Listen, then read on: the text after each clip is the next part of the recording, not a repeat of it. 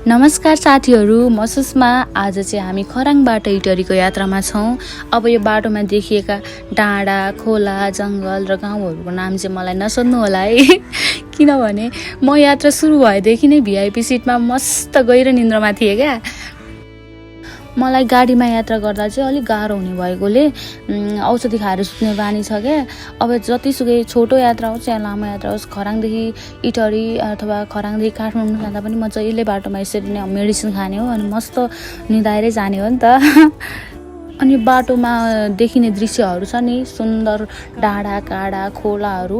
अब कुन ठाउँ हो, कहाँको हो, अब के भन्छ नाम भन्ने मलाई केही पनि थाहा छैन, तर अहिले भिडियो हेर्दा चाहिँ यो दृश्यहरू छ नि गजबको छ।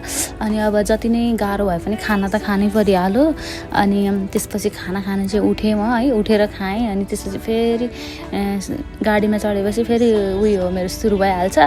अनि मस्त निदाको निदै पुग्ने हो क्या। अब छेउमा बस्ने मान्छे चाहिँ प्रायः त्यही भएर मसँग अलिक काबु नै हुनुहुन्छ मेरो बहिनी। अनि मैले धेरैजनालाई काबु बनाइदिइसकेको छु क्या, सबै ज्यान छोडिदिएर। मतलब अब त्यस्तै हुन्छ होला, ल्याक्लुलुक भइहाल्छु क्या म गाडीमा चढेपछि चाहिँ। तर बिचमा आँखा खुल्दाखेरि चाहिँ यस्तो राम्रो दृश्यहरू देखिन्थे। फेरि केही बेरमै निन्द्रा देवीले कब्जा गरिहाल्नुहुन्थ्यो क्या। छिनछिनमै एकछिन हेरे जस्तो गर्ने अनि फेरि घुमाइहाल्ने क्या टाउको, अनि फेरि सुतिहाल्ने। जे होस्, मैले बाटाहरूको नाम सम्झिन नसके पनि प्रकृतिले भने यात्राभरि मनोरञ्जन गरिरहेकी थिइन्। खोला, जङ्गल, घुमौरा सडक, हरियाली भएको यात्रा साँच्चै नै रमाइलो रहेछ।